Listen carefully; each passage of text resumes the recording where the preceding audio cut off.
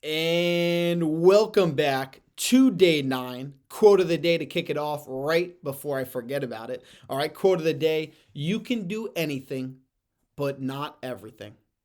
You can do anything, but you cannot do everything. In these videos, I'm talking a lot about reinventing ourselves, right? Stacking positive habits, making positive momentum inside of our life. But the problem is, a lot of us go into this new year planning to do everything, right? When we list out our goals, it's so easy for us to fill out a piece of paper with maybe 5, 10, 15, 20 big goals that call for so much of our time, so much of our attention. So again, you can do anything. If you want to change your career, you can do that. If you want to go back to school, you can do that. If you want to launch a business, build a successful business, you can do that. If you want to get in the best shape of your life, you can do that. But you cannot do everything. Okay, so that long unmotivational list, non-motivational, that's probably a better word, non-motivational list of to-do items is not the best way to go ahead and prioritize your life. All right, we live in such a distracted world. So while we're trying to do everything, while we're trying to strive for our goals, we are constantly distracted by notifications, endlessly scrolling, right, and wasting so much of our time. So inside of this video, we're going to be talking about some different type of prioritization, techniques, and also different ways that we could go ahead and avoid distractions. All right. So the power of prioritization. If we can prioritize tasks based on urgency and importance to ensure your efforts align with your goals, you're going to be able to reach a new level of success, a new level of discipline. All right, this video is going to be a little bit different from some of the other videos that we've had. I'm kind of going to walk you through some different techniques, not going into major detail, but future videos after this challenge, we're going to go into more detail on these topics. So I haven't said this yet, but I hope that you might have a notebook or a notepad or a notes section opened up in front of you or on your computer so you could write down some of these ideas. All right, the very first one that we have is the Eisenhower matrix. This matrix breaks your paper down into 4, different sections. So you can literally draw it down in half and then slice it the other way across, leaving you with 4 different squares. And how you use this is by being able to categorize tasks into urgent, important, non-important, and not urgent. Okay, so now what we're able to do is start to realize, okay, these are all the tasks that I need to do, maybe this week, maybe today, right? But which ones are the most important and most urgent? Those are probably going to be the ones that you're going to want to put some more time and energy into today, right now, right? But what happens with most people in a to-do list is they have urgent tasks, they have non-urgent, non-important tasks, but they go ahead and they do those first because it makes them feel better. Maybe they're smaller tasks, maybe they're easier tasks, right? There's less of a challenge, less of a push that we need to really put into them to complete them. So what happens is we get the low moving, needle moving tasks done, and then we have this big pile of massive, important, urgent stuff that we're missing deadlines on or that we're feeling held back by. All right, so the Eisenhower matrix allows us to see, hey, I'm working on all the stuff that's not really important right now. Right, so that's going to help us be able to show up in a powerful way by being able to prioritize the things that are really important, the things we need to get done, the things that we're going to get consequences for if we don't. Okay, so write that down. Eisenhower matrix. Go on YouTube, watch a video, learn a little bit more about it, learn how you can implement it in your life. Okay, the next thing, which we can kind of pair up with the Eisenhower matrix, is the 2-minute rule. All right, the 2-minute rule is basically an idea of trying to tackle quick tasks immediately if they take less than 2 minutes, right? Which is going to help us prevent, small tasks from becoming distractions. What I do sometimes, and this doesn't happen often, this is very, very rare, is if I do have a week where I see that the whole left side when I'm filling out my tasks for the week is just filled with a lot of small things, what I'll do is I'll implement something called rapid fire tasks. It's a 30-minute window that I do right after my deep work session where basically I kick that off with just knocking out a bunch of little tasks. It might be a pay for a bill, it might be getting back to somebody, it might be sending over a proposal, it might be, whatever.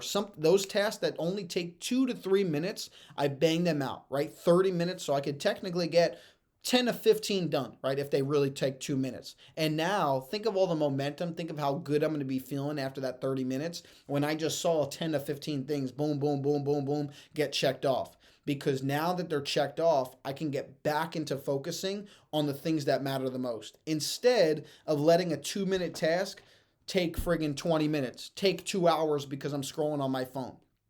Okay, so this is a great thing for you to be able to use, you be able to implement. Obviously, we don't want our whole day filled with 2 minute tasks. One, waste of time. Two, there's probably more important stuff we got to be focused on. All right, so I hope that helps you. One thing that I love, one thing that I do, right, is time blocking. Time blocking is where we allocate dedicated blocks of time for high priority tasks to be able to create a structured environment. So for me, I have a deep work session that is from 7 to 9 a.m. That's me time block, right? That's a time block. 2 hours right after the gym where I jump into some of the most important things that I am working on. 7 to 9. Usually nobody's texting me. Usually there's no distractions. Usually there's no work going on outside. Nobody's cutting lawn. Nobody's doing yard work. Nothing, right? It's allowing me 7 to 9 to work on the things that are moving my business forward. That's not following up with people. That's not answering messages. That's my time. So for you, your time block might be 30 minutes before you kick off your workday. It might be an hour before you kick off your business. And maybe that time block is learning a new skill, going through a course, watching this video once you wake up, right? There's no right or wrong, but it's a block of time that we are allocating to our growth, right? For high priority tasks that are going to move our life forward. All right. So a perfect example of that is a course. If you're learning a new skill, if you're learning to become more productive, right? That is something that's important because once you learn it, you could tie it to the rest of your day. The same thing that I hope you can do with this video here.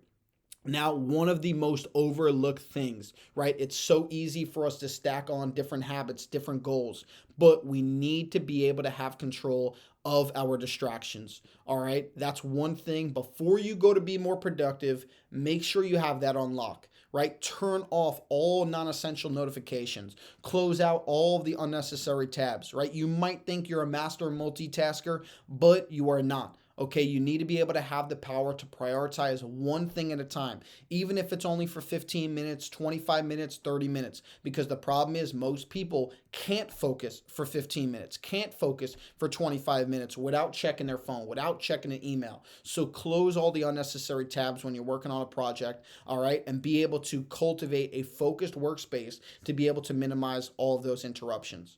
Okay, now if you tie all of these together, I think I walked you through about 4 or 5 right here. Okay, these will help you have a strong foundation of understanding what you're working on, what things you can throw out or put off to the side, maybe schedule them for a later date. And now you're going to be able to prioritize things in your week that help you move the needle, right? Making you feel more fulfilled and also get more done, right? Makes you feel good.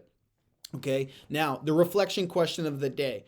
What are the common distractions that hinder your productivity and how will you address them?